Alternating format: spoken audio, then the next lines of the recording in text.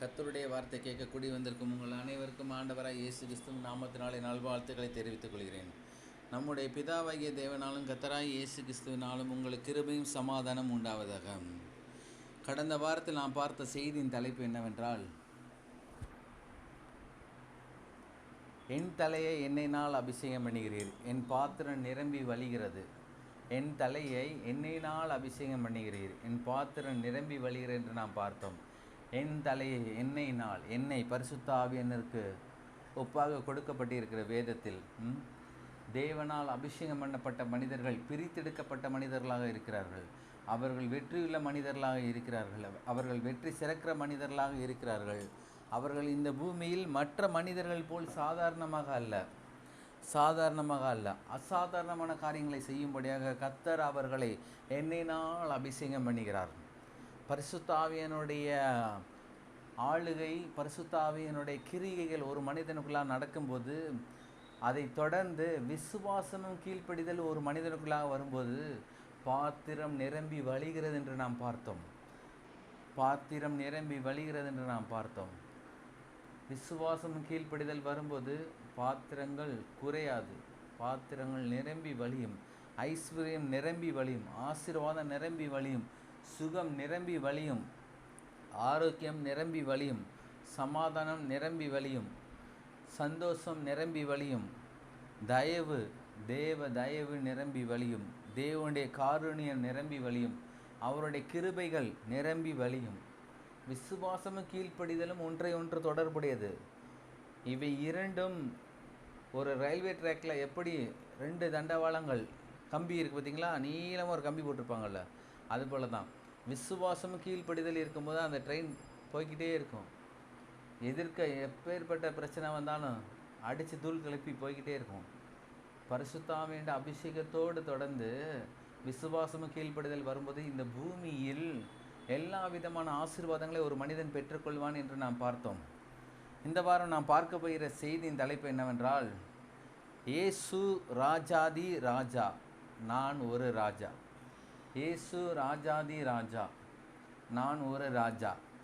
இயேசு ராஜா என்று வேதத்தில் எந்த இடத்திலும் குறிப்பிடப்படவில்லை. இயேசு ராஜா என்று வேதத்தில் இந்த இரண்டு வார்த்தைகளும் ஒன்றோடு ஒன்று சேர்ந்து வரவில்லை. மறைமுகமாக வேதத்தில் குறிப்பிடப்பட்டிருக்கு இயேசு ராஜா என்று. அதை நாம் தொடர்ந்து பார்ப்போம். இயேசு ராஜாதி ராஜா. பாருங்கள், ராஜா அப்படின்னு நீங்கள்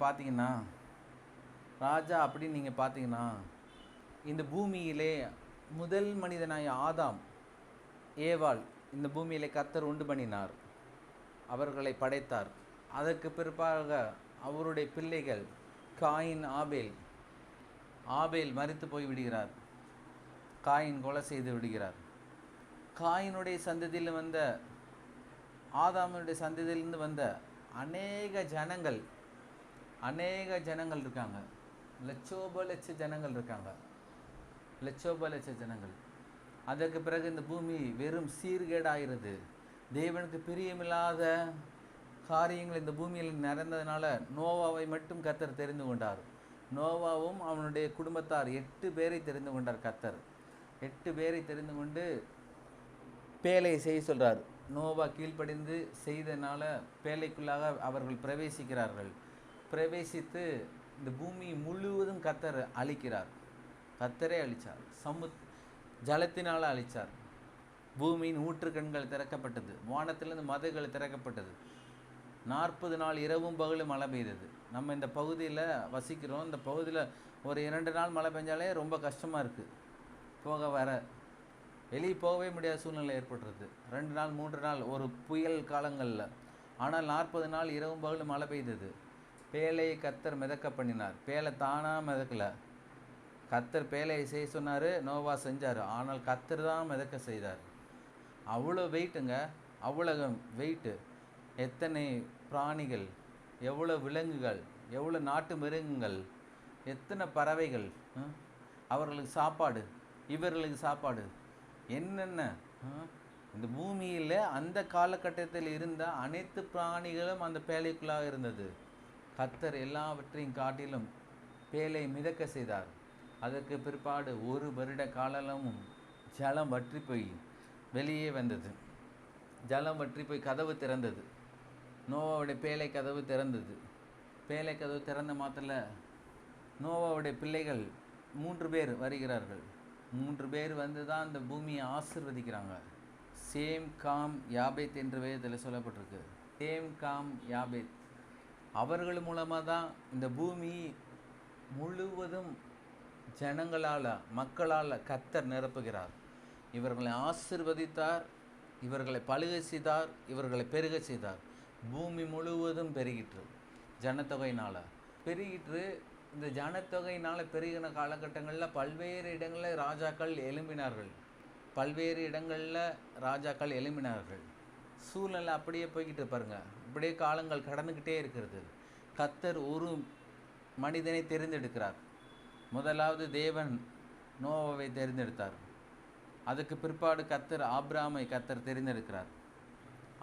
தேர்ந்தெடுக்கிறார். எத்தனை லட்ச ஜனங்கள் இருந்தாலும், எத்தனை கோடி ஜனங்கள் இருந்தாலும், கர்த்தருக்கு உகந்த மனிதனாக, கர்த்தருடைய சித்தத்தை செய்கிற மனிதன் இந்த பூமியில் ஒரு நபரும் இல்லை. எத்தனையோ ஜனங்கள், எத்தனை கோத்திரங்கள், எத்தனையோ இடங்களில் மக்கள் பரவி இருந்தார்கள். அவர்களுக்கென்று ராஜாக்கள் இருந்தார்கள். ஆனால் அதை காட்டிலும் கர்த்தர் தமக்கு பிரியமான, தம்முடைய சித்தத்தை, தம்முடைய திட்டத்தை செய்கிற ஒரு மனிதனை கர்த்தர் தெரிந்தெடுத்தார். அவ்வளவு கூட்டத்தாரிலிருந்து நோவோட வம்சத்தில் வருகிறது ஆபிரகாம். ஆபிரகாமை கர்த்தர் நமக்கென்று தெரிந்து கொண்டு அவருடைய சித்தத்தை, அவருடைய திட்டத்தை ஆபிரகாம் மூலமாக கர்த்தர் செயல்படுத்துகிறவராக இருக்கிறார். ஆபிரகாம் அடுத்து ஈசாக்கை கர்த்தர் ஆசீர்வதித்தார். ஆபிரகாமை எப்படி ஆசீர்வதித்தார்? வானத்து நட்சத்திரங்களைப் போலவும் கடற்கரை மணல்களைப் போலவும் நான் உன்னை பெருக பண்ணுவேன், உன்னை ஆசீர்வதிப்பேன், உன்னை சபிப்பேன், நீ பட்டணத்திலும் ஆசீர்வதிக்கப்பட்ட, வெளியிலும் ஆசீர்வதிக்கப்பட்டிருப்பாய். பலவிதமான வாக்குத்தத்தங்கள் ஆபிரகாமுக்கு உண்டானது.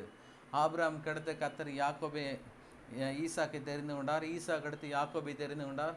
யாக்கோபில் 12 பிள்ளைகளை கர்த்தர் தெரிந்து கொண்டார். 12 பிள்ளைகள் தான் கர்த்தர் எகிப்து தேசத்துக்கு கொண்டு போனார். பஞ்ச காலத்தில், யோசேப்பின் காலகட்டங்களில் பஞ்சங்கள் ஏற்படும் போது இந்த 12 பிள்ளைகள் எல்லாம் சேர்ந்து கிட்டத்தட்ட 70 பேராக போனார்கள் என்று வேத வல்லுநர்கள் சொல்லுகிறார்கள். இவர்கள் கானான் தேசத்திலேருந்து அங்கே போயிருக்காங்க. எகிப்து தேசத்தில் பஞ்சத்தின் மத்தியில் கர்த்தர் அவர்களுடைய திட்டத்தின்படி, அவருடைய தீர்மானத்தின்படி செழிப்பாய் வாழ்வதற்காக கர்த்தர் யோசேப்பை தெரிந்து கொண்டது நிமித்தமாக இவர்கள் அனைவரும் புறப்பட்டு அங்கே போகிறார்கள். அங்கே போய் இருந்து 430 வருடங்கள் அடிமைகளாக இருக்கிறார்கள். 430 வருடங்கள் அடிமைகளாக இருக்கிறார்கள். அதற்கு பிற்பாடு பார்த்தீங்கன்னா கிட்டத்தட்ட 30 லட்சம் ஜனங்களாக பெருகியிருக்கிறார்கள். போனது கொஞ்சம், ஆனால் பெருக்கம் அதிகம்.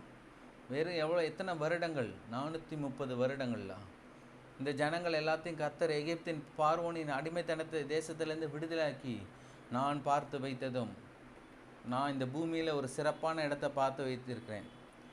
ஆதாமுக்கு ஏவாளுக்கு கர்த்தர் இந்த பூமியில் ஒரு இடத்த பார்த்து வச்சார், அவர்களை உண்டாக்கி ஏதேன் தோட்டம் என்கிற தோட்டத்தில். ஆனால் கர்த்தர் இஸ்ரவேல் ஜனங்களுக்கு பார்த்து வைத்த ஒரு தேசம், ஏன்னா அவர்கள் இருவருக்கு ஒரு தோட்டம் போதுமானதாக இருந்தது. அந்த தோட்டமே ரொம்ப பெருசு. அதை காட்டிலும் கர்த்தர் கானான் தேசத்தை கர்த்தர் இஸ்ரவேல் ஜனங்களுக்கு ஆசீர்வாதமாக கர்த்தர் கொடுத்தார். இஸ்ரவேல் ஜனங்கள் இவ்விதமாக வந்துக்கிட்டே இருக்காங்க. ஆபிரகாம்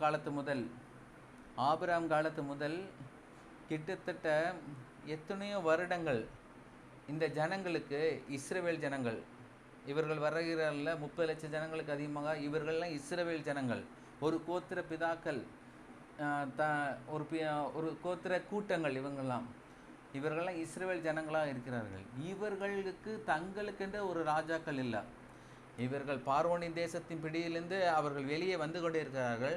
இவர்கள் வருகிற இடங்களில் எத்தனையோ ராஜாக்கள் இவர்களுக்கு விரோதமாக தோன்றுகிறார்கள். இவர்கள் தேவனுடைய திட்டத்தின்படி முறியடிக்கிறார்கள். ஆனாலும் தங்களுக்கென்று, தங்கள் கூட்டத்துக்கென்று ஒரு ராஜா இல்லாத காலங்கள் இருந்தது.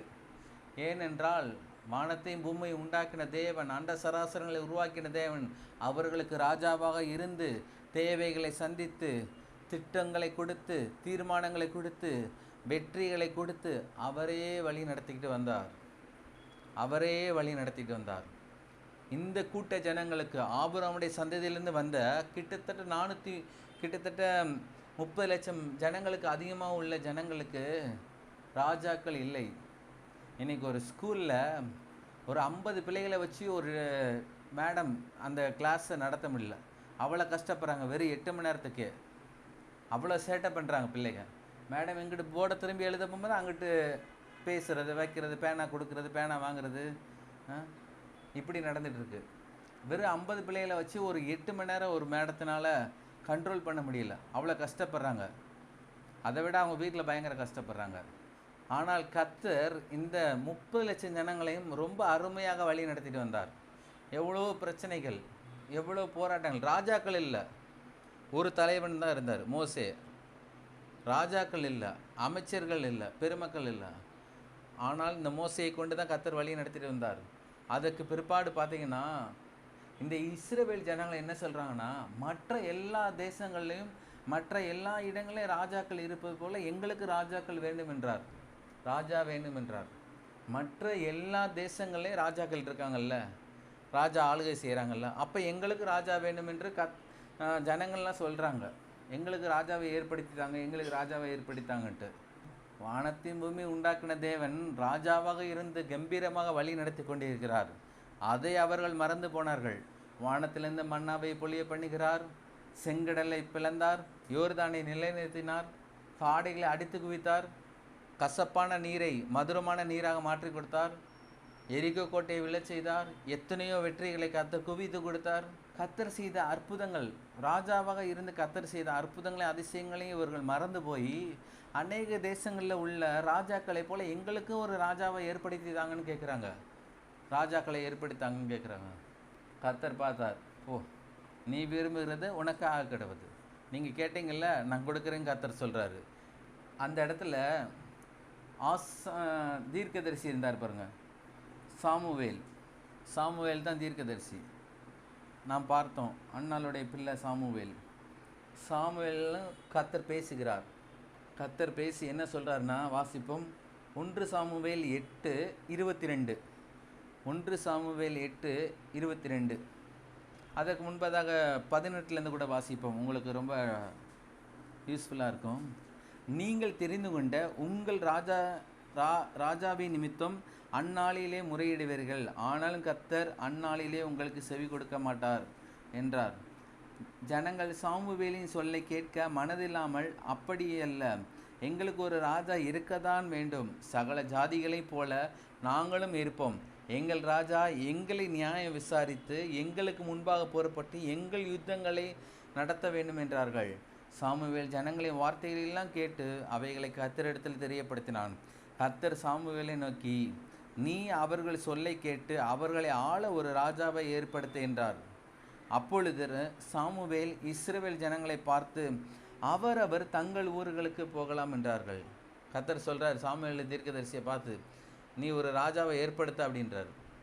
ஆமாம், இவங்களை என்ன சொல்கிறாங்க, அநேக தேசங்களில் இருக்க மாதிரி எங்களுக்கு ஒரு ராஜா வேணும், அவர் எங்களை நியாயம் விசாரிக்கணும், அவர் எங்களுக்கு முன்பாக சென்று யுத்தங்களை நடப்பித்து வெற்றியை கொண்டு வரணும் அப்படின்றாங்க. ஆனால் கர்த்தர் அதுக்கு முன்னாடி ஒரு வசனத்தை சொல்கிறாரு, இந்த ராஜாவின் நிமித்தம் நீங்கள் துன்பப்படுவீர்கள், அந்நாளில் என்னிடத்தில் முறையிடுவீர்கள், ஆனாலும் நான் உங்களை செவி கொடுக்க மாட்டேன். ஏனென்றால் ஆண்டவராகிய தேவன் ராஜாவாக இருக்கும்போது எந்த பிரச்சனையும் கிடையாது. ஆனால் இவர்கள் தங்களுக்கென்று மாம்சீகமான ஒரு ராஜாவை வேண்டும் என்று கர்த்தர் சொன்னதுனால கர்த்தர் சில காரியங்களை சொல்கிறார். இப்பொழுது சாமுவேல் தீர்க்கதரிசி என்ன செய்கிறாருன்னு பார்த்தீங்கன்னா, ஒரு ராஜாவை ஏற்படுத்துகிறார், அதற்கான காரியங்களை அவர் நடப்பிக்கிறவராக இருக்கிறார். 1 சாமுவேல் 12:13 சொல்லப்பட்டிருப்பாருங்க. 1 சாமுவேல் 12:13 கவனிங்க, வேதத்தை எடுத்து கவனிங்க. 1 சாமுவேல் 12:13. இப்பொழுதும் நீங்கள் வேண்டும் என்று விரும்பி தெரிந்து கொண்ட ராஜா இதோ இருக்கிறார், இதோ கர்த்தர் உங்களுக்கு ஒரு ராஜாவை ஏற்படுத்தினார். இப்பொழுதும் நீங்கள் வேண்டும் என்று விரும்பி, பாருங்கள், இதில் கர்த்தர் தெளிவாக சொல்கிறார், நீங்கள் தான் கேட்டீங்க ராஜாவை, நான் உங்களுக்கு ராஜாவாக இருக்கும்போது எந்த குறையும் வைக்கல. இத்தனை லட்சம் ஜனங்களுக்கு வானத்திலிருந்து மன்னாவை நான் கொடுத்தேன், தண்ணீரை நான் கொடுத்தேன், ஒரு நாள் ஒரு குறைவு இல்லை.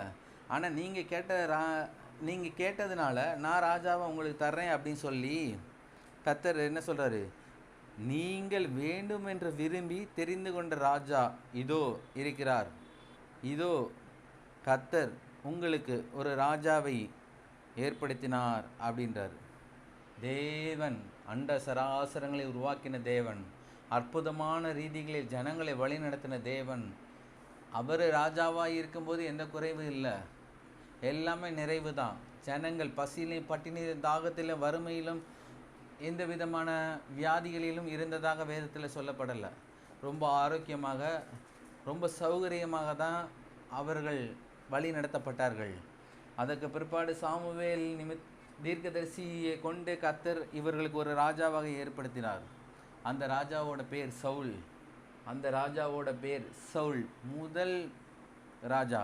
இஸ்ரவேல் ஜனங்கள் ஆபிரகாம் என்கின்ற ஒரு தனி மனிதனின் சந்ததியிலிருந்து வந்து பல கூட்ட ஜனமாகி பல லட்ச ஜனங்களாகி திரளான வானத்து நட்சத்திரங்களைப் போல இருக்கீங்கன்னு யார் சொல்கிறாரு? மோசே சொல்கிறாரு. இப்படி அத்தனை லட்ச ஜனங்களுக்கும் ஒரு ராஜாவை கர்த்தர் சாமுவேலை கொண்டு மக்களின் விருப்பத்தை அவர் நிறைவேற்றினார். அந்த ராஜாவோட பேர் தான் சவுல். சவுலுக்கு பின்பதாக தாவீது என்கிற ஒரு ராஜா வருகிறார். சவுலுக்கு பின்பதாக தாவீது என்கிற ஒரு ராஜா வருகிறார். அந்த தாவீது ராஜாவுக்கு பின்பதாக, அதாவது தாவீது இரண்டாம் ராஜா, தாவீதுக்கு பின்பதாக சாலமோன் ராஜா வருகிறார். இஸ்ரவேல் ஜனங்களை, ஏன்னா இஸ்ரவேல் ஜனங்கள் விசேஷமானவர்கள், வேறு பிரிக்கப்பட்டவர்கள், கர்த்தரால் வழி நடத்தப்பட்டவர்கள். மூன்றாம் ராஜா சாலமோன் வருகிறார். சாலமோனுக்கு பிற்பதாக இந்த பூமியிலே ராஜ வம்சத்தில் ஆண்டவராய் இயேசு கிறிஸ்து பிறக்கிறார். இந்த பூமியிலே ஆண்டவராய் இயேசு கிறிஸ்து பிறக்கிறார். ஆண்டவராய் இயேசு கிறிஸ்து. மத்தேயு 1:25 வாசிப்போம். மத்தேயு 1:25 உங்கள் எல்லாத்துக்கும் புரியும் என்று நம்புகிறேன். இயேசு ராஜாதி ராஜா, நான் ஒரு ராஜா. இப்போ இயேசு ராஜாதி ராஜான்னு தான் நம்ம பார்த்துட்ருக்கோம். நான் ஒரு ராஜா, அது இனிமேல் பார்ப்போம் பாருங்கள். இந்த பூமியில் ஆண்டவராய் இயேசு கிறிஸ்து பிறக்கிறார். அவருக்கு இயேசு என்று பெயரிடுவாய் என்று மத்தேயு 1:25 சொல்லப்பட்டிருக்கு பாருங்க. மத்தேயு 1:25. அவள் தன் முதற் பேரான குமாரனை பெருமளவும் அவளை அறியாதிருந்து அவருக்கு இயேசு என்று பெயரிட்டான். யோசேப்பு ஆண்டவருக்கு பெயரிடுறார் பாருங்க, இயேசு. இயேசு அதாவது ராஜ வம்சத்தில் வராரு. ராஜ வம்சத்தில் வராரு. யோசேப்பின் மகனாக அண்ட சராசரங்களை உருவாக்கின தேவன் இந்த பூமியிலே ஒரு மானிடனாக, மனித அவதாரமாக அவர் பிறந்தார். ஒரு குழந்தைக்கு பேர் வைக்கிற மாதிரி தான் அன்றைக்கு ஆண்டவராகிய தேவனுக்கு இயேசு என்று யோசேப்பு பேரிட்டான். இந்த இயேசு பார்த்தீங்கன்னா அவர் ராஜ வம்சத்தில் வந்தாலும் இந்த உலக பிரகாரமாக இந்த உலகத்தில் உள்ள ஜனங்களுக்கு அவர் ராஜாவாக இருக்க வேண்டும் என்று ஜனங்கள் நினைத்தார்கள். ஆனால் அவர் இந்த உலகத்துக்கு ராஜாவாக பிறக்கவில்லை. ராஜாவாகனா என்னென்றால் ஒரு ஆட்சி அதிகாரம் செய்து ஒரு தேசத்தில் ராஜாவாக இருந்து காரியங்களை நடப்பித்து மக்களுடைய நலன்களை பார்த்து நீதி நெறிமுறைகளை கடைப்பிடித்து இப்படிப்பட்ட ஒரு ராஜ்யங்கள் செய்வார் என்று ஜனங்கள் எதிர்பார்த்தார்கள். ஏனென்றால் சவுல், தாவீது, சாலமோன் இந்த வம்சத்திலே வருகிறார். இந்த வம்ச வழியில் வருகிறார். ராஜாக்களுக்கு பிறந்த பிள்ளைகள் ராஜாக்கள் தானே, அதே போல தான் இதில் அப்படியே வம்ச வழியில் வர்றாரு. ஜனங்கள்லாம் யோசிக்கிறாங்க இவர் ராஜாவாக இருப்பாரே அப்படின்ட்டு. ஆனால் இவர் இந்த உலகத்துக்கு அடுத்த காரியங்களில் அவர் ராஜாவாக இருக்க முற்படவில்லை. இந்த உலகத்துக்கு அடுத்த காரியங்களில், ஏனென்றால் அவர் ஒரு குறிப்பிட்ட கோத்திரத்துக்கு மாத்திரம், ஒரு குறிப்பிட்ட இனஜனங்களுக்கு மாத்திரம் அவர் ராஜாவாக இருக்க விரும்பவில்லை. அகில லோகத்தின் மக்களையும் அவர் ராஜாவாகவே மாற்றும்படியாக அவர் விரும்பினார். அகில லோகத்தின் மக்களையும். இயேசுவை அறிந்த ஜனங்களும் ராஜா தான், இயேசுவை அறியாத ஜனங்களும் ராஜா தான். இயேசுவை அறியாத ஜனங்கள் இயேசுவை அறியாதனால அவர்கள் ராஜாவாக இல்லை. ஆனால் இயேசுவை ஏற்றுக்கொண்டதுனால, இயேசுவின் வம்ச வழியில் நாம் இருக்கிறனால, தாவீதின் குமாரனாகிய, அதில் ஒரு இடத்துல வசனம் சொல்லப்பட்டிருப்பாருங்க, மார்க்கு 10:47 சொல்லப்பட்டிருக்கு, அவன் நசரேயனாகிய இயேசு வருகிறான் என்று கேள்விப்பட்டு இயேசுவே தாவீதின் குமாரனே. தாவீது யாரு? ராஜா. தாவீதின் குமாரனே யாரு? ராஜா. தாவீதின் குமாரனை எனக்கு இரவும் என்று கூப்பிடத் தொடங்கினான்.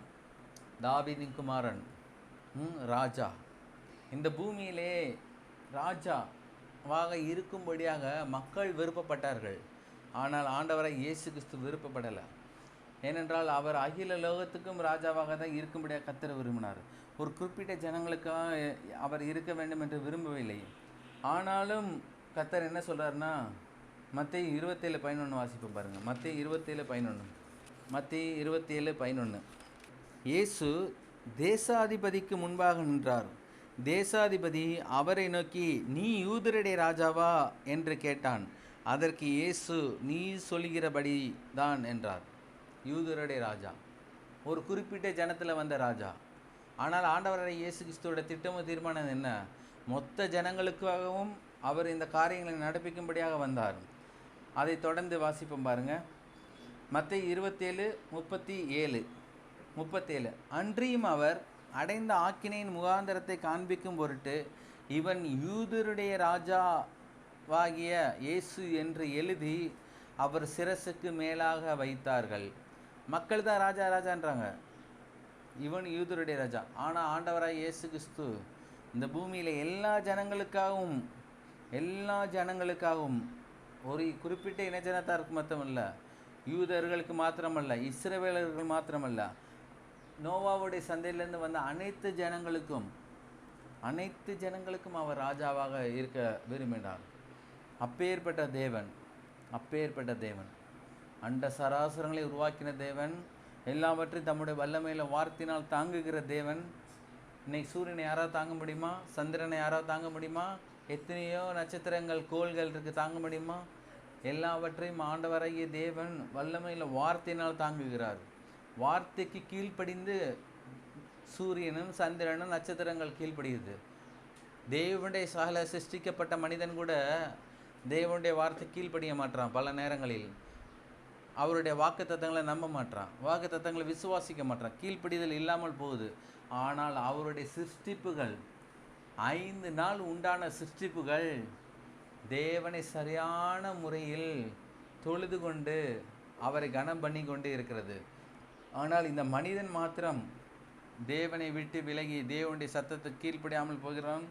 அநேக நேரங்களில் தேவனுடைய சத்தம் கேட்டும் தேவனுடைய வார்த்தையை நம்பாமல் போய் இந்த பூமியிலே உள்ள காரியங்களில் ஈடுபட்டு சிக்கு இன்று அகப்பட்டு பாவ பழக்க வழக்கங்களில் அவன் சிக்குண்டவனாக இருக்கிறான். பாருங்கள், இந்த காரியங்களை குறித்து பார்த்து வருகிறோம். இயேசு ராஜாதி ராஜா, நான் ஒரு ராஜா என்று.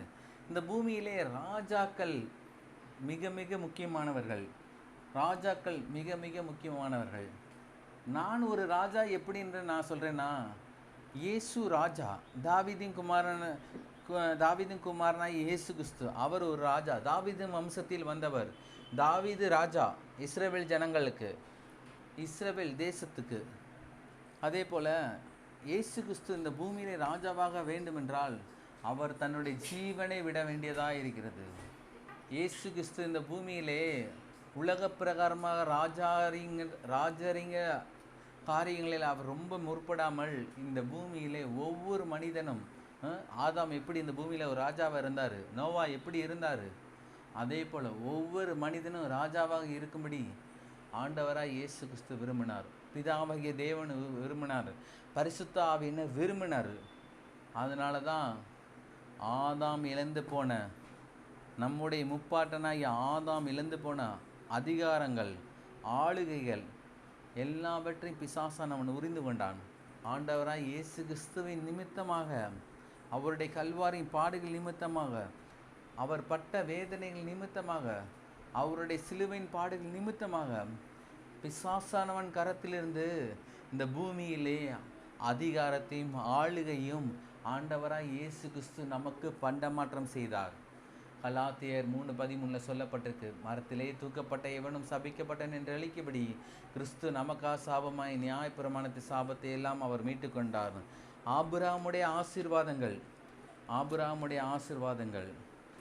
ஆபிரகாமுடைய எல்லா ஆசீர்வாதங்களும் ஒன்று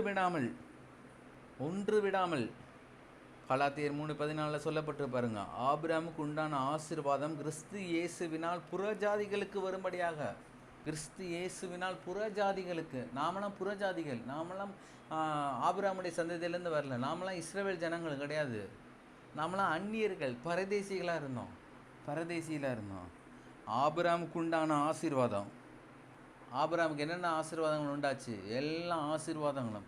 அதில் ராஜா, ஆபிரகாமுடைய வம்சத்தில் வந்தது தான் சவுல், தாவீது, சாலமோன், அதற்கடுத்து எத்தனை ராஜாக்கள். அது ஒரு ஆசீர்வாதம், ராஜரீக அபிஷேகம், ராஜரீக அபிஷேகம். கர்த்தர் பிரித்தெடுக்கப்பட்ட ஜனங்களுக்கு கர்த்தர் கொடுத்தார். அதே ஆசீர்வாதம் நமக்கு வரும்படியாக கல்வாரி சிலுவையில் ஆண்டவராய் இயேசு கிறிஸ்து சிலுவையிலே சுமந்தார். எப்பொழுதுமே நமக்கு ஒரு காரியம் நன்றாக நினைவில் வைத்து கொள்ள வேண்டும். ஆண்டவராய் இயேசு கிறிஸ்து இந்த பூமியில் இருக்கிறதண்டி அவர் ஒரு மனிதர் தான் ராஜா. தாவீதின் வம்சத்தில் வந்தார், சாலமோனுடைய வம்சத்தில் வந்தார். ஆனால் அவர் இந்த பூமியிலே இருந்து தன்னுடைய ஜீவ சுவாசத்தை விட்ட மாத்திரம் பாதாளத்துக்கு சென்றார். பாதாளத்துக்கு சென்று 3 நாள் பிசாசின் கிரியைகளை அழித்தார். அவர் 3ஆம் நாள் தேவனுடைய சத்தத்தை கேட்டு அவருடைய வல்லமையினால் உயிர்ப்பிக்கப்பட்டார். பாருங்க, இயேசு தம்முடைய ஜீவனை விட்டார் என்று வேதத்தில் சொல்லப்பட்டிருக்கு. லூக்கா 23:46 இயேசு, பிதாவே உம்முடைய கைகளில் என் ஆவியை ஒப்புவிக்கிறேன் என்று மகா சத்தமாய் கூப்பிட்டு சொன்னார். இப்படி சொல்லி ஜீவனை விட்டார். இயேசுக்கு தாங்க அதிகாரம் இருந்துச்சு. தன்னுடைய ஜீவனை பிசாசனால பறித்து கொள்ள முடியல. தன்னுடைய ஜீவனை எந்த பிலாத்தும் பறித்து கொள்ள முடியவில்லை, எந்த ஏறுவதும் பறித்து கொள்ள முடியலை, எத்தனை போர்ச்சேவ அதிகாரிகளாலும் பறித்து கொள்ள முடியலை. எத்தனை போர்ச்சேவர்கள் தன்னை எவ்வளோக்கு எவ்வளோ காயப்படுத்தினார்களோ, எவ்வளோக்கு எவ்வளோ வாரினால் அடித்தார்களோ, எவ்வளோக்கு எவ்வளோ முட்கிரீடம் சூட்டார்களோ, அவ்வளோலாம் ஜீவன் போல ஆண்டவராக இயேசு கிறிஸ்துவோட ஜீவனின் அவர் தான் விட்டார். இல்லைன்னா இன்னும் இருந்திருக்கும். ஜீவன் ஆவியை பிதாவை தேவன்கிட்ட ஒப்புவிக்கிறேன் சொல்லி ஆண்டவராக இயேசு கிறிஸ்து ஜீவனை விட்டார். என்றைக்கு 3ஆம் நாள் உயிரோடு எழுந்தாரோ அன்றைக்கே, அந்த நேரமே, அந்த ஜனமே, அந்த நொடியே ஆண்டவராக இயேசு கிறிஸ்துவை யாரெல்லாம் விசுவாசிக்கிறார்களோ அவர்கள் எல்லோரும் இந்த பூமியிலே ஒரு ராஜாவை போல் இருக்கிறார்கள். இயேசு ராஜாதி ராஜா என்கின்ற காரியத்தை குறித்து நாம் இப்பொழுது பார்த்தோம். இயேசு ராஜாதி ராஜா. இந்த பூமியிலே ஒரு குறிப்பிட்ட ஜனத்துக்கு அவர் கோத்திரத்துக்கு அவர் ராஜாவாக இருந்தார். இயேசு ராஜாதி ராஜா, தாவீதின் குமாரனுடைய வம்சத்தில் வந்தார். அவர் என்னைக்கு ஜீவனை விட்டாரோ, என்னைக்கு உயிர் தெழுந்தாரோ, பிதாவின் சமூகத்தில் என்னைக்கு நமக்காக பரிந்து பேசி கொண்டே இருக்கிறாரோ அன்றைக்கே பிசாசானவன்ட்ட ஆதாம் ஏவாள் கொடுத்த எல்லா அதிகாரமும் எல்லா ஆளுகையும் நம்மிடத்தில் வந்தது. எல்லா அதிகாரமும் எல்லா ஆளுகையும் நம்மிடத்தில் வந்தது. அதனால தான் நமக்கு அதிகாரமும் ஆளுகையும் கொடுக்கப்பட்டனால நாம் இந்த பூமியில் ஒரு ராஜாவை போல் வாழும்படியாக தேவன் விரும்புகிறார். நாம் ஒரு ராஜாவை போல் வாழணும். ஆமாம், நாம் ஒரு ராஜா. எல்லாம் சொல்லுங்கள், நான் ஒரு ராஜா, நான் ஒரு ராஜா. ஆமாம், இங்கே ராஜாக்களும் இருக்கிறீங்க, ராணிகளும் இருக்கீங்க, இளவரசிகளும் இருக்கீங்க, இளவரசர்களும் இருக்கீங்க. கர்த்தர் நல்லவர். பாருங்களேன், ராஜா அப்படின்னு நீங்கள் யோசித்தீங்கனாலே ஏதோ ஒரு சூழ்நிலையில் ஏதோ ஒரு நேரத்தில் மாத்திர ராஜா இல்லை. அவர் தூங்கினாலும் அவர் தான் ராஜா, அவர் எந்திரிச்சாலும் அவர் தான் ராஜா, அவர் ஒவ்வொரு நாளும் அவர் ராஜா. ஏதோ ராஜான்னா நம்ம வேலைக்கு போய் 8 மணி நேரம் மட்டும் டியூட்டி செய்கிறோம், 8 மணி நேரத்துக்கு அடுத்து நம்ம வீட்டுக்கு வந்துடுறோம், அப்படி கிடையாது. அவர் 24 மணி நேரமும் அவர் ராஜா. ஒரு ராஜானா அவர் என்னென்ன காரியங்கள் செய்யணும்னா தைரியமாக இருக்கணும், மக்களுக்கு நீதி செய்கிறவராக இருக்கணும், மக்களுடைய நலன்களை குறித்து யோசிக்கிறவராக இருக்கணும், ராஜ்யத்தின் பாதுகாப்பை குறித்து ஆலோசிக்கிறவராக இருக்கணும், நல்ல குணங்கள் நிறைந்தவர்களாக இருக்கணும், நல்ல ராஜரீக குணம் நிறைந்தவர்களாக இருக்க முடியாக்க ஆண்டவர் விரும்புகிறார். பாருங்க, அனைவருக்கும் சமமான நீதி வழங்கணும், நியாயமான நீதி வழங்க வேண்டும். ஆமாம், மக்களுடைய நலனுடைய வளர்ச்சியில் ஒரு ராஜா பங்கேற்க வேண்டும். ராஜ்யத்துடைய பாதுகாப்பு இருக்குது. பாருங்கள், ஒரு ராஜானா சும்மா சாதாரண இல்லை, ஒரு ராஜானா சாதாரணமாக இல்லை. ஒரு ராஜானா தன்னுடைய நாட்டையும் தன்னுடைய மக்களையும் பாதுகாக்கும் திறனை கொண்டிருக்க வேண்டும். ஒரு நாட்டையும் ஒரு நாட்டு மக்களையும் பாதுகாக்கும் திறனை கொண்டிருக்க வேண்டும். நான் ஒரு ராஜா, நான் ஒரு ராஜான்னு வெளியில் போய் சொல்கிறது நல்லது தான். ஆனால் தன் குடும்பத்துக்கு ஒரு ராஜாவாக இருந்து காரியங்களை நடப்பிக்க வேண்டும். பாருங்க, ராஜாக்கள் பொய் சொல்ல மாட்டார்கள். எல்லாரும் என்ன கவனிங்க, ராஜாக்கள் பொய் சொல்ல மாட்டார்கள். ராஜாக்கள் புரட்டு பேசுகிறவர்களாக இருக்க மாட்டார்கள். புறங்கூறுகிறவர்களாக இருக்க மாட்டார்கள். திருட மாட்டார்கள். ராஜாக்கள் எங்கே போய் திருடி பார்த்துருக்கீங்களா? அந்த தேசத்து ராஜா அந்த தேசத்தில் திருடிட்டாருன்ட்டு. திருட்டு வேற, கொள்ளடிக்கிறது வேற. தன்னுடைய சேவகர்கள் அதிகாரிகளை கொண்டு போய் ஒரு நாட்டை கொள்ளடிக்கிறது வேற. எங்கேயோ ராஜா போய் போனார், அங்கே போய் அந்த பொருளை எடுத்துட்டார், திருடிட்டாருன்னு எங்கேயா கேள்விப்படுறோமா? இல்லை. ராஜாக்கள் ரொம்ப ஆளுமை மிக்கவர்களாக இருக்கிறார்கள். நாமும் ஆளுமை மிக்கவர்களாக இருக்கணும். இந்த வாரம் முழுவதும் கர்த்தர் நம்ம கொடுக்குற ஒரு தலைப்பு என்னவென்றால், நான் ஒரு ராஜா. ஸ்கூலில் ஹோம்ஒர்க் கொடுக்குறாங்களா, அதை சரியாக செய்யணும், சரியாக முடிக்கணும். முடிக்காமல் இருந்துட்டு நான் முடிச்சேன்னு சொல்கிறது அது ராஜாவுக்கு அழகு அல்ல. ஸ்கூலில் மேடம் என்ன பாடம் நடத்துகிறாங்க கவனிக்கணும். எல்லாவற்றிலும் ரொம்ப ஞானமாக, அறிவாக, புத்தியாக இருந்து காரியங்களை நடப்பிக்கும்படியாக கர்த்தர் விரும்புகிறார். ஞானமாக, புத்தியாக இருந்து காரியங்களை நடப்பிக்கும்படி விரும்புகிறார். ராஜாக்கு பணப்பற்றாக்குறை வராது. ராஜாக்கு பணப்பற்றாக்குறை வராது. ராஜா எங்கேயுமே பணம் இல்லை அப்படின்னு ஏதாவது ஒரு இடத்துல நம்ம பார்க்க முடியுதா? எத்தனை ராஜாக்களை குறித்து நம்ம பாட புத்தகங்களில் வேதாகமில் படிக்கிறோம். ஏதாவது ஒரு ராஜாவுக்கு பணப்பற்றாக்குறை வருதா? எந்த ஒரு தேசத்து பிரதமருக்கும் பணப்பற்றாக்குறை வராது. தேசமே பஞ்சமாக இருக்கலாம், தேசத்தில் பற்றாக்குறை இருக்கலாம், தேசத்தின் மக்களில் கூட பசியில் பட்டினியில் இருக்கலாம். ஆனால் எந்த ஒரு பிரதமருடைய வீட்லேயும் பசி இருக்காது, பட்டினி இருக்காது, குறைவு இருக்காது. அதுதான் ஒரு ராஜாவுடைய தன்மை. ராஜா நாமெல்லாம் ஆண்டவரை இயேசு கிறிஸ்துவை ஏற்றுக்கொண்டதுனால நாம் ராஜாவாக இருக்கிறோம். பிசாசனை நமக்கு எதிராக வைத்திருக்க எல்லா காரியங்களையும் நாம் முறியடித்து நாம் போய் ஒரு தேசத்து மேலே போரிட முடியாது, அண்டை நாடுகள் மேலே. ஆனால் நம் குடும்பத்தில், நம்முடைய ஸ்கூலில் நமக்கு எதிராக இருக்கிற எல்லா பிசாசின் கிரிகைகள் மேலே நாம் போரிட முடியும். நம்முடைய தொழிலில், நம்முடைய ஊழியத்தில், வியாபாரத்தில் நமக்கு எதிராக வருகிற எல்லா பொல்லாத மனிதர்கள் மத்தியிலும் நாம் பிசாசின் கிரிகைகளையும் வானமண்டலின் பொல்லாத கிரிகைகளையும் நாம் முறியடித்து அதிகாரம் செலுத்துகிறவர்களாக இருக்க முடியும். நான் சொல்கிறேன், உங்களில் இருப்பவர், உங்களில் உலகத்தில் இருக்க காட்டிலும் உங்களுக்குள்ளே இருக்கிற பெரியவர். உலகத்தில் இருப்பவனை காட்டில் நமக்குள்ளே இருக்கிற பெரியவருங்க. அண்ட சராசரங்களை உருவாக்கின தேவன், அபிஷேகம் பண்ணின தேவன். தனிப்பட்ட ரீதியில் அவர் நம்மை அபிஷேகம் பண்ணியிருக்கிறார். ராஜரீக அபிஷேகம் இயேசு கிறிஸ்துவை ஏற்றுக்கொண்ட ஒவ்வொரு பிள்ளைகளுக்கும் கொடுக்கப்பட்டிருக்கிறது. புரிந்து கொள்ளணும், கர்த்தர் நம்மளை எதுக்காக அழைச்சாரு, என்ன நோக்கத்துக்காக இந்த பூமியில் வச்சிருக்காரு, நான் எதுக்காக எந்த நோக்கத்துக்காக இந்த பட்டணத்தில் பிறந்திருக்கேன் அப்படின்னு நம்ம யோசிக்கிறவர்களாக இருக்கணும், தியானிக்கிறவர்களாக இருக்கணும். கர்த்தர் பெரிய காரியங்களை அவர் செய்கிறவராக இருக்கிறார். ஒரு மனிதன் ராஜா என்கிற ஸ்தானம் அது பெரிய லெவலில் இருக்கிறது. கர்த்தர் அந்த ராஜாவுக்காக வைத்திருக்கிற எல்லா திட்டங்களையும் தீர்மானங்களையும் அவர் நிறைவேற்றுகிறவராக இருக்கிறார். ஆளுமை மிக்கவர்களாக இருக்கணும், அதிகாரம் செலுத்தணும். சும்மா கண்ட காரியங்களை குறித்து பயப்படக்கூடாது, எப்பவுமே தைரியமாக இருக்கணும். வேதத்தில் வசனம் சொல்லுகிறது, சர்ப்பங்களை எடுப்பீர்கள். ஆமாம், சர்ப்பங்களையும் மிதிக்க முடியும், தேள்களையும் நம்மளால் மிதிக்க முடியும். சர்ப்பத்தையே மிதிக்க முடியும்னா நமக்கு எதிராக வருகிற எவ்வளோ பிரச்சனைகளையும் கர்த்தர் மேற்கொள்ள நமக்கு அதிகாரத்தை கொடுத்துக்கிறார். எத்தனை பேர் பிசாசின் கிரியைகளோட, பிசாசின் துர்க்குணத்தை அவர்கள் நமக்கு எதிராக அவர்கள் பயன்படுத்தினாலும் கர்த்தர் நம்மளோட அவர் காரியங்களை வெற்றி சிறக்கிறவராக இருக்கிறார். ஆமாம், எதற்கும் பயப்படக்கூடாது. மழை போன்ற பிரச்சனைகள் வருகிறதா, குடும்பத்தில், ஊழியத்தில், தொழிலில், வியாபாரத்தில், தனிப்பட்ட மனிதருடைய மத்தியில் எல்லா மழை போன்ற பிரச்சனைகளும் கர்த்தருக்கு முன்பதாக ஒரு தூசி போன்றுங்க. அண்ட சராசரங்களை உருவாக்கின தேவன் அவர் பரலோகத்திலேருந்து பார்க்கும்போது இந்த பட்டணங்களில் உள்ள மலைகள் ஏமாத்திரம், ஒரு தனிப்பட்ட மனிதனுடைய வாழ்க்கையில் பிரச்சனைகள் ஏமாத்திரம், ஊழியத்தோட பிரச்சனைகள் ஏமாத்திரம், எல்லா பிரச்சனைகளையும் அவர் மேற்கொள்கிறவராக இருக்கிறார். அவர் ஜெயம் கொடுக்கிறவராக இருக்கிறார். அவர் வெற்றி சிறக்கிறவராக இருக்கிறார், வெற்றி கொடுக்கிறவராக இருக்கிறார். ஏனென்றால் அவர் தான் ராஜாதி ராஜா. நான் சொல்கிறேன், ஆண்டவராக இயேசு கிறிஸ்து நபர் ராஜாதி ராஜாவாக உங்கள் இல்லத்தில் இருக்கும்போது நீங்கள் ஒரு ராஜாவாக இருந்து இந்த பூமியில் காரியங்களை வெற்றி சிறக்க பண்ண முடியும் என்று கர்த்தர் சொல்லுகிறார். அண்ட சராசரங்களை உருவாக்கின தேவன் உங்களுக்குள்ளே இருக்கும்போது நீங்கள் எதுக்காக தோல்வி அடையணும்? உங்கள் ஜெபம் எப்படி தோற்று போக முடியும்? உங்கள் உபவாசம் எப்படி தோற்று போக முடியும்?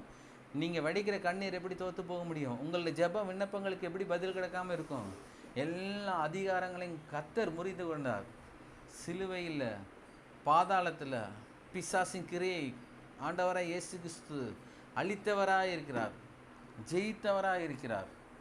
இவையெல்லாம் நாம் நன்கு யோசிக்க வேண்டும். சிலுவையில் என்ன பாடுகள் பட்டது, சிலுவையில் என்ன காரியங்கள் நடந்தது, சிலுவையில் பட்ட பாடுகளும் சிலுவையில் நடந்த காரியங்களையும் நாம் ஒவ்வொரு நாள் தியானித்து பிசாசானவனுக்கு எதிராக ஆண்டவராய் இயேசு கிறிஸ்து வெற்றி சிறந்தார்.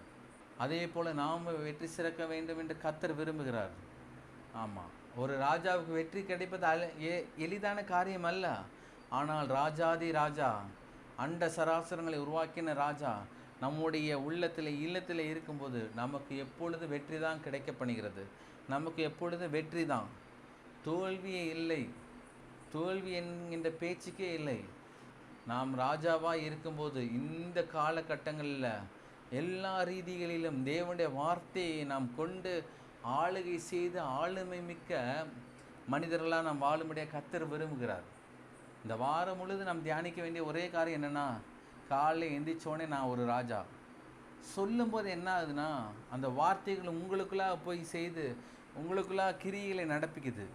அன்றைய தினத்தில் வருகிற எல்லா பிரச்சனைகளிலும் ஆவியானவர் மேற்கொள்ளுகிறவராக இருக்கிறார். ஒரு வழியாக வருகிற எல்லா பிரச்சனைகளும் 7 வழியாக ஓடி போதும். இயேசு ராஜாதி ராஜா, நான் ஒரு ராஜா. இயேசு ராஜாதி ராஜா, நான் ஒரு ராஜா. இயேசு ராஜாதி ராஜா, நான் ஒரு ராஜா. சொல்லிக்கொண்டே இருக்கணும், சொல்லிக்கொண்டே இருக்கணும். நீங்கள் சொல்ல சொல்ல அங்கே எதிராளியாக இருக்கிற பிசாசனும் நான் பயப்படுகிறவனாக இருக்கிறான், நடுங்கிறான் உங்களை பார்த்து. ஏன்னா உங்கள் வாயில் என்ன வருது? தேவனுடைய வார்த்தை வருது, தேவனுடைய ராஜா என்கின்ற ஒரு வார்த்தை வருது, ராஜாவின் அபிஷேகம் நிறைந்த வார்த்தைகள் வருகிறது, விசுவாசமான வாக்கு தத்தங்கள் வருகிறது, விசுவாசமான பாடல்கள் வருகிறது. இதெல்லாம் பார்த்து பிசாசனை பயப்படுகிறான். எப்படி இந்த மனுஷனை கெடுக்கலான்னு நினைக்கும்போது கர்த்தர் இந்த மனுஷனை எப்படி உயர்த்தலான்னு நினைக்கிறாரு. கர்த்தர் இந்த மனுஷனை எப்படி உயர்த்தலான்னு நினைக்கிறாரு. நம்முடைய முற்பிதாக்கள் ஆதாம், நோவா, ஆபிரகாம், ஈசாக்கு, யாக்கோபு, யோசேப்பு, தாவீது, யோபு, சாலமோன் எத்தனையோ பேர் ஆசீர்வதிக்கப்பட்டார்கள் என்றால் அவர்கள் ராஜரீக அபிஷேகம் பண்ணப்பட்டவர்களாக இருந்தார்கள். பரிசுத்த ஆவியானவர்களால் அபிஷேகம் பண்ணப்பட்டவர்களாக இருந்தார்கள். அவர்கள் பிரித்தெடுக்கப்பட்டார்கள். ஆமாம், ஆபிரகாம் ஒரு ராஜாவை போல தாங்க இந்த பூமியில் அவர் வாழ்ந்தார். ஆபிரகாம்னே ஏதோ ஒரு கூடாரத்தில் வாழ்ந்தார்னு நினச்சிக்கிறாங்க. அவர் சுற்றி எத்தனையோ கூடாரங்கள், எத்தனையோ வேலையாட்கள். ஒரு தேசத்துக்கு எதிராக போய் ராஜாக்களை அவர் மேற்கொண்டு ஜனங்களை அவர் திருப்பி வந்தார். சாதாரண ஒரு ஆபிரகாம். ஈசாக்கை எடுத்துக்கோங்க. ஈசாக்கை பார்க்கும்போது ராஜாவே என்ன செய்கிறாரு? சமரசம் செய்கிறாரு. யோசேப்பை எடுத்துக்கோங்க, ராஜாவுக்கே அப்பனாக கர்த்தர் மாற்றினார். பெரிய காரியங்கள் நம்முடைய முற்பிதாக்கள் செஞ்சுக்கிறாங்க. அவங்களாம் ராஜரீக அபிஷேகம் பண்ணப்பட்டார்கள். பரிசுத்தாவினர்களுக்கு இருந்த காரியங்களை நடப்பித்து வெற்றி பெற்றார்கள். நான் ஒரு ராஜா, இயேசு ராஜா வந்திருக்கிறார், எல்லோரும் கொண்டாடுவோம். பாடல்களை பாடுவதை காட்டிலும் அந்த காரியங்களில் நாம் நம்முடைய எண்ணங்கள், சிந்தனைகள், வார்த்தைகள் முற்றும் முடிய தேவனுடைய வார்த்தையோடு ஒத்திருக்க வேண்டும். பாடல்கள் பாடுவது மாத்திரம் கிடையாது, நம்முடைய வாழ்க்கையாகவே இருக்கணும். இயேசு ராஜாவை கனப்படுத்துகிற காரியங்கள் இருக்கணும். நமக்கு தெரிந்த நபர்களிடம் பேசும்போதோ, தெரியாத நபர்களிடம் பேசும்போதோ, நம்முடைய சொந்த ஜனங்கள்கிட்ட பேசும்போதோ, இன ஜனத்தார்கிட்ட பேசும்போதோ, அந்நிய ஜனங்கள்கிட்ட பேசும்போதோ நாம் ஒரு ராஜாவை போல் பேச வேண்டும். ராஜா எப்படி பேசுவார் தெரியுமா? உலகத்தில் இருக்க ஜனங்கள் 100 வார்த்தை பேசினா ராஜா 1 வார்த்தை தான் பேசுவார், ரொம்ப பேச மாட்டாங்க. ராஜானாலே கனம் பொருந்திய வார்த்தைகள் தான் அவர்களிடம் வெளிப்படும். ராஜா என்றால் கனம் பொருந்திய வார்த்தைகள் தான் வெளிப்படும். கனம் இல்லாத வார்த்தைகள் வெளிப்படாது. எப்பொழுதும் கனம் பொருந்திய வார்த்தைகள் வெளிப்படும். ஆண்டவராய் இயேசு கிறிஸ்து ரொம்ப இந்த பூமியில் பேசி நீங்கள் எதாவது பார்த்துருக்கீங்களா? ரொம்ப ரத்தின சுருக்கமாக, ரொம்ப சுருக்கமாக தான் இயேசு பேசினார். அதன் மூலமாக தான் வல்லமை புறப்பட்டது, ஆளுகை புறப்பட்டது, அதிகாரம் புறப்பட்டது. பிசாசனை பயந்து நடுங்கினான். நாமும் ரொம்ப சுருக்கமாக பேசணும். 10 வார்த்தை பேச வேண்டிய ஒரு இடம் இருக்கா? 2 வார்த்தை பேசுங்க. இல்லைன்னா பேசாமல் இருப்பது சால சிறந்தது. அநேக பிரச்சனைகள் தவிர்த்து விடலாம். நம்முடைய ஆவி, ஆத்ம, சரீரம் தேவ சமாதானத்தால் எப்பொழுதும் நிரம்பி இருக்கும். நம்முடைய ஜெபங்கள் அப்பொழுதுதான் கேட்கப்படும். ஒரு ராஜாவுக்கு அடுத்த அபிஷேகம் உங்களுக்கும் எனக்கும் கொடுக்கப்பட்டிருக்குது. பரிசுத்த ஆவியின் அபிஷேகம் பெற்றுக்கொண்டிருக்கோம். பரிசுத்த ஆவியின் ஆளுக்கெல்லாம் நம்முடைய வாழ்க்கையை ஒப்பு கொடுத்துருக்கோம். நம்முடைய ஊழியத்தை ஒப்பு கொடுத்துருக்கோம். தனிப்பட்ட குடும்ப வாழ்க்கையை ஒப்பு கொடுத்துருக்கோம். எனவே எப்பொழுதும் நான் ஒரு ராஜா. சில காரியங்கள் நமக்கு சூழ்நிலை வரும்போதான் எப்பயுமே நம்ம ஒரு ராஜா என்கின்ற ஸ்தானத்தில் தான் நாம் முடிவுகளை எடுக்க வேண்டும். ஆமாம், எடுத்தும் கவுத்தோன்னு ராஜாக்கள் முடிவு எடுப்பதில்லை. ஆலோசிக்காமல் ராஜாக்கள் முடிவு எடுப்பதில்லை. பணம் இருக்குது, அதனால் இந்த தேசத்து மேலே போரிடுறேன் அப்படிலாம் போரிட முடியாது. ஆலோசனை பண்ணணும். கர்த்தருடைய திட்டம் அதில் இருக்கான்னு பார்க்கணும். கர்த்தருடைய சித்தம் இருக்கான்னு பார்க்கணும். வெற்றி நம்ம கிட்டுதான்னு பார்க்கணும். பணம் இருக்கிறனால எந்த காரியத்தையும் நம்ம செயல்படுத்தக்கூடாது. ஆண்டவராகிய தேவனுடைய பிள்ளைகள் பணம் இருக்கிறனால நினச்சா ஒரு பொருளை வாங்கிடலாம், ஒரு பொருளை விற்றுடலாம். அப்படி கிடையாது.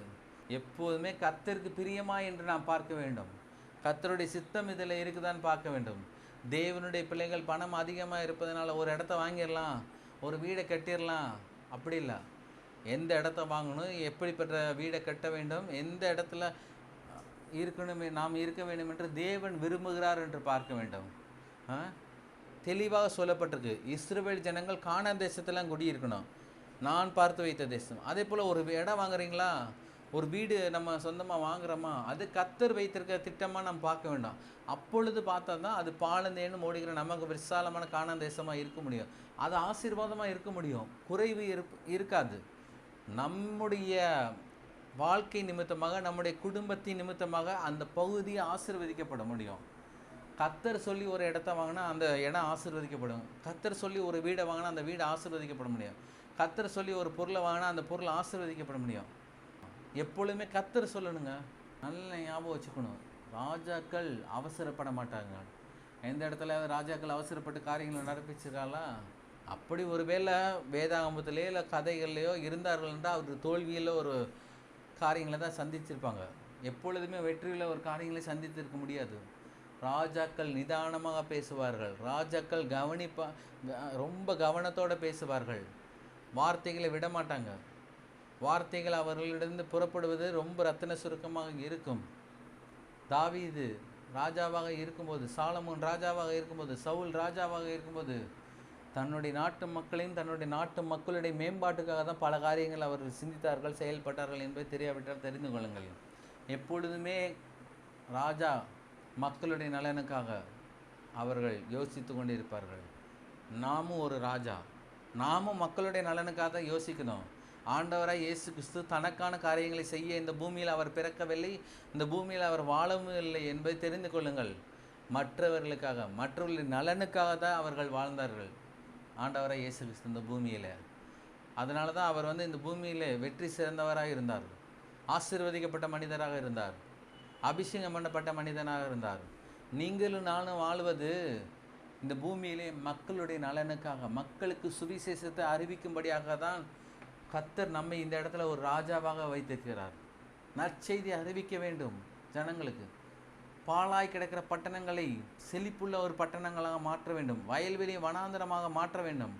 வனாந்திர தாவரங்களை நெய்ய பொழிய பெய்ய வேண்டும். கர்த்தர் உங்களுக்கு எனக்கு ஒரு பங்கை கொடுத்துக்கிறாங்க, ஒரு நோக்கத்தை கொடுத்துக்கிறார், ஒரு திட்டத்தை கொடுத்துக்கிறார். அதில் நாம் வெற்றியும் சிறப்புமாக செயல்பட வேண்டும் என்று விரும்புகிறார். ஒரு ராஜாவை போல் ஜெபத்தில் ஒரு ராஜாவை போல போங்க. ஜெபத்தில் ஒரு ராஜாவை போல் போங்க. கண்ட காரியங்களை குறித்து அளப்பாதீங்க. ஏனென்றால் ராஜாதி ராஜா, அவர் கத்தாதி கத்தா, அண்ட சராசரங்களை உருவாக்கினவர். நாம் ஒரு சாதாரண ராஜா, அவன் ராஜாக்களுக்கெல்லாம் ராஜா. அவர் 800 கோடிக்கும் அதிகமான ஜனங்கள் ஜீவிக்கிறார்கள் இந்த பட்டணங்களில், இந்த தேசங்களில், உலகத்தில். அவர்கள் எல்லாம் ராஜாக்கள் என்றால் ராஜாக்கள்லாம் ராஜா, கத்தாதி கத்தா. அவருடைய சமூகத்தில் போகும்போது மிகுந்த பயபக்தியோடு, மிகுந்த மரியாதையோடும், மிகுந்த கனத்தோடும் நாம் அவருடைய சமூகத்தில், அவருடைய பிரசன்னத்தில் உள்ளே நுழைந்து அவரிடத்தில் நாம் ஜெபங்களை ஏறெடுத்து அவரிடத்திலிருந்து நாம் ஆசீர்வாதங்களை பெற்றுக்கொள்ள வேண்டும். ஏனோ தானோ என்று நாம் ஜெபிக்கக்கூடாது. அது தேவன் விரும்புகிறது அல்ல. நம்முடைய ஜெபமும் நம்முடைய இருதயத்தின் தியானமும் ஒன்றாக இருந்து வசனங்கள் வார்த்தைகளின் மூலமாக வெளிப்பட்டு காரியங்களை தேவனிடத்திலிருந்து பெற்றுக்கொள்ள வேண்டும். இந்த வாரம் முழுவதும் கர்த்தர் சொல்லுகிறார். கடந்த வாரம் முழுவதும் உங்களை பிரமிக்கத்தக்க ரீதியில் ஆசீர்வதித்தார். உங்களுடைய பாத்திரங்களை நிரம்பி வழிய செய்தார். இந்த வாரம் முழுவதும் நான் ஒரு ராஜா. ராஜாக்கள், ஒரு ராஜா சொன்னது தான், மாறுதரமான பேச்சே இல்லை. ஏன்னா அவர் சொல்கிறதுனாலே பல முறை யோசித்து தான் சொல்வார். அதுபோல் நான் ஒரு ராஜா, நான் ஒரு ராணி, நான் ஒரு இளவரசி, நான் ஒரு இளவரசர் அப்படின்ற ஒரு மனப்பான்மையோடு இந்த வாரம் முழுவதும் உங்களுடைய வாழ்க்கையை நீங்கள் நகர்த்துங்கள். ஒவ்வொரு நாளும் ஜெபத்தில் போகும்போது, ஆண்டவரை, குப்பையிலும் புழுதியிலும் தூசியிலும் அந்நீராய் பரதேசியமாக இருந்த என்ன உம்முடைய பிள்ளையாக்கி இருக்கிறேன். உம்முடைய திரு ரத்தத்தினால, உம்முடைய கல்வாரி சிலுவை மூலமாக ஆபிரகாமுடைய ஆசீர்வாதங்களை எங்களுக்கு எல்லாவற்றையும் கொடுத்து என்ன ஒரு ராஜாவாக இந்த பட்டணத்தில், இந்த பாண்டிச்சேரியில், இந்த வெளியூர் பகுதியில் வச்சுக்கிறேன் அப்படி சொல்லி நன்றி சொல்லணும். தேவனுக்கு நன்றி சொல்லுங்கள். இதற்காக நன்றி சொல்லணும். நான் என்னை ஒரு ராஜாவாக நீர் உண்டாக்கி இருக்கிறேன், அதற்காக உங்கள் நன்றி ஆண்டவரே. என்னை ஒரு ராணியாக உண்டாக்கி இருக்கிறேன், அதற்காக உங்கள் நன்றி ஆண்டவரே. என்னை ஒரு இளவரசியாக இந்த பட்டணத்தில் வைத்திருக்கிறேன், அதற்காக உங்கள் நன்றி ஆண்டவரே. யாரும் ராஜான்னு சொல்ல மாட்டாங்க உங்கள் மத்தியில். ஆனால் உங்களை ஆண்டவர் ராஜாவாக, ராணியாக, இளவரசியாக பார்க்குறார். கர்த்தர் பார்க்கிறார். கர்த்தர் நம்மை நோக்கி பார்க்கிறார். அவருடைய கண்கள் நம்மை நோக்கி இருக்கிறது. எனவே நம்முடைய வாழ்க்கையில் காணப்படுகிற எல்லா விதமான குறைவுகளையும் கர்த்தர் சம்பூர்ணமாய் நிறைவாக்கி நிரம்பி வழியை செய்ய அவரால் முடியும். ஒன்றே ஒன்று, இயேசு ராஜாதி ராஜா, நீங்கள் ஒரு ராஜா. இதை குறித்து ஒரு மிகுந்த வெளிப்பாடோடு நீங்கள் கடந்து செல்லுங்கள். கர்த்தர் உங்களை பிரமிக்கத்தக்க ரீதியில் இந்த வாரம் முழுவதும் அபரிமிதமாய் ஆசீர்வதிக்க அவர் வல்லவரும் நல்லவரும் உண்மை உள்ளவருமாய் இருக்கிறார். நாம் யாவரும் எழுந்திருந்து ஜெபிப்போம். கண்களை மூடி கல்வாரி சிலுவை நோக்கி பாருங்கள். அதன் மூலமாக தான் ராஜா என்கின்ற ராஜரிக அபிஷேகம் ஆபிரகாம் மூலமாக பண்டமாற்றம் நமக்கு செய்யப்பட்டிருக்குது. ஆண்டவராய் இயேசு கிறிஸ்து மூலமாக நமக்கு பண்டமாற்றம் செய்யப்பட்டிருக்கு. இயேசு இந்த பூமியில் பிறக்கவில்லை என்றால், அவர் இந்த பூமியில் நமக்காக மறிக்கவில்லை என்றால், நீங்கள் ஒரு ராஜா, நான் ஒரு ராஜான்னு சொல்ல முடியாது.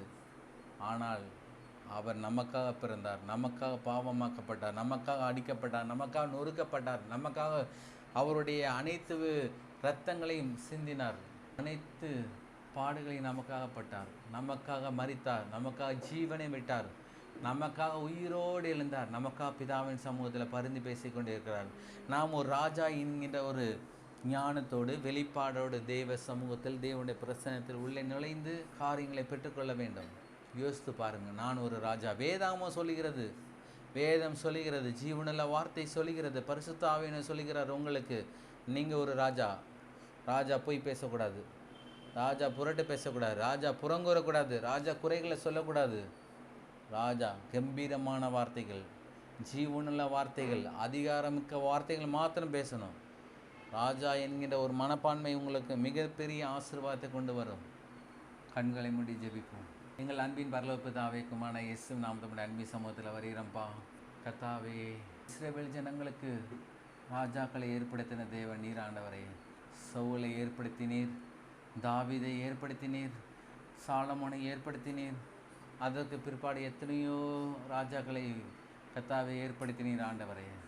ஆண்டவராய் இயேசு கிறிஸ்து எங்களுக்காக மரித்து அடக்கம் பண்ணப்பட்டு 3ஆம் நாள் உயிரோடு எழுந்தது நிமித்தமாக ஆபிரகாமுடைய எல்லா ஆசீர்வாதங்களும் ராஜரிக அபிஷேகம் கூட ராஜாவை போல் எங்களுக்குள்ளாக நீர் பண்டமாட்டம் செய்திருக்கபடியால் ஸ்தோத்திரம்.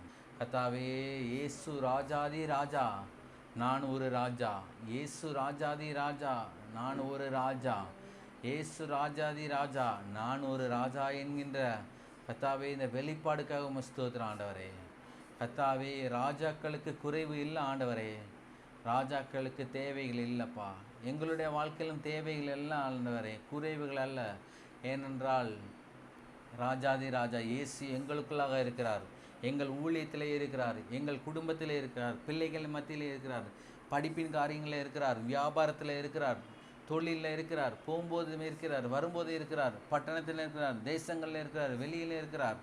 எனவே எங்களுக்கு எப்பொழுதும் அவருடைய மகிமையின் ஐஸ்வர்யத்தின்படி குறைவுகள் எல்லாம் நிறைவாக்கி கொண்டே இருக்கபடியாலும் ஸ்தோத்திரம் ஆண்டவரே. கர்த்தாவே, இப்பேற்பட்ட வெளிச்சத்துக்காக ஸ்தோத்திரம் ஆண்டவரே. கர்த்தாவே, நாங்கள் ஒரு ராஜா என்கின்ற ஸ்தானத்தில் இனிமேல் காரியங்களை நடப்பிப்போம் ஆண்டவரே. இதற்கு முன்பதாக நாங்கள் எப்படி இருந்தோம் என்று எங்களுக்கு தெரிலப்பா. நாங்கள் பாவங்கள் செய்து எங்களை மன்னிங்க. இனிமேல் நாங்கள் ஞானமுள்ளவர்களாக இருந்து ஒரு ராஜாவை போல் அபிஷேகம் பண்ணப்பட்ட ஒரு ராஜாவை போல் நாங்கள் காரியங்களை நடப்பிக்க நீர் எங்களுக்கு உதவி செய்கிறபடியாலும் ஸ்தோத்திரம் ஆண்டவரே. கர்த்தாவே, கலந்து கொண்ட உம்முடைய பிள்ளைகள் ஒவ்வொருவரையும் ஆசீர்வதிங்கப்பா. அவர்களுடைய தேவைகளை சந்திங்க ஆண்டவரே. அவர்களுடைய நோக்கங்களை நிறைவேற்றுங்க ஆண்டவரே. அவர்கள் இப்பொழுது இருக்கப்பறலாம் 1000 மடங்கு ஆசீர்வதிக்கப்படும்படியாக நாங்கள் ஜெபிக்கிறோம் ஆண்டவரே. கர்த்தாவே, ஸ்தோத்திரம் ஆண்டவரே. இதை கேட்டுக்கொண்டே இருக்கிற, இதை கேட்கிற கர்த்தாவே, இதை கேட்க போகிற ஒவ்வொரு பிள்ளைகளையும் ஆசீர்வதிப்பிறாங்க ஆண்டவரே. கர்த்தாவே, ஸ்தோத்திரம் ஆண்டவரே. இயேசுவின் நாமத்தினால விசுவாச வார்த்தை ஊழியத்தை நாங்கள் ஆசீர்வதிக்கிறோம். இப்பொழுது இருக்கப்பறல இந்த ஊழியங்கள் இடங்கொள்ளாமல் பெருகும்படியாக நாங்கள் ஜெபிக்கிறோம் ஆண்டவரே. கர்த்தாவே, ஸ்தோத்திரம் ஆண்டவரே. முடிவு சம்பூரணமாய் இருக்கும் என்று சொல்லியிருக்கிற ஆண்டவரே. கர்த்தாவே, சம்பூரணத்தின் தேவன், பரிபூரணத்தின் தேவன், மகிமையின் தேவன், கனத்தின் தேவன் இந்த ஊழியத்தில் ஈடுபடுகிறபடியாலும் ஸ்தோத்திரம் ஆண்டவரே. கர்த்தாவே, ஸ்தோத்திரம். இந்த ஊழியத்துக்கு தேவையான எல்லா பொருளாதார தேவைகளும், பொருளாதார நன்மைகளும், எல்லா தயவும், எல்லா கிருபைகளும், தாளந்துகளையும் நீர் கொடுக்கிறபடியாலும் ஸ்தோத்திரம் ஆண்டவரே. கர்த்தாவே, இந்த ஊழியத்துக்கு ஒரு குறைவும் ஏற்படாத ஆண்டவரே. ஏனென்றால் இந்த ஊழியத்தின் ராஜாவாக நீர் இருக்கிறபடியாலும் ஸ்தோத்திரம். இயேசுவின் நாமத்தினால கடந்த வாரம் செய்த எல்லா ஊழியங்களையும் ஆசீர்வதிப்பீராக. இந்த வருகிற வாரங்கள் செய்ய போகிற எல்லா மருத்துவமனை ஊழியங்கள், உபவாச ஜெபம் மற்றும் அனைத்து ஜெப கூட்டங்களையும் நீர் ஆசீர்வதிக்கும்படி நாங்கள் ஜெபிக்கிறோம் ஆண்டவரே. ஆசீர்வதிங்கப்பா. கர்த்தாவே, ஸ்தோத்திரம். உமக்கு கனத்தையும் மகிமையும் கர்த்தாவே துதியையும் நாங்கள் சொல்லி வருகிறோம், நாங்கள் செலுத்துகிறோம் ஆண்டவரே. எங்களுடைய இருதயத்தின் ஆழத்திலிருந்து உமக்கு நன்றி பலிகளையும் ஸ்தோத்திர பலிகளையும் நாங்கள் ஏறெடுக்கிறோம் ஆண்டவரே. நீர் ஒருவரே மகிமைப்படும்படியாக நாங்கள் ஜெபிக்கிறோம். நீர் ஒருவரே மகிமைப்படும்படியாக நாங்கள் ஜெபிக்கிறோம்ப்பா. கர்த்தாவே, உம்மை நாங்கள் உயர்த்துகிறோம், எங்களை தாழ்த்துகிறோம். நீர் கர்த்தாவே மகிமைப்படும்படியாக நாங்கள் ஜெபிக்கிறோம். இயேசுவின் நாமத்தில் நாங்கள் ஜெபிக்கிறோம் ஜீவனில் நல்ல பிதாவே, ஆமேன். என் ஆத்துமாவே கர்த்தரை ஸ்தோத்திரி, என் முழுவதுமே அவருடைய பரிசுத்த நாமம் ஸ்தோத்திரி. என் ஆத்துமாவே கர்த்தரை ஸ்தோத்திரி, கர்த்தர் செய்த சகல உபகாரங்களை இன்றும் மறவாதே. ஆமேன். கர்த்தர் உங்களை ஆசீர்வதிப்பாராக. ஆமேன், ஆமேன், ஆமேன்.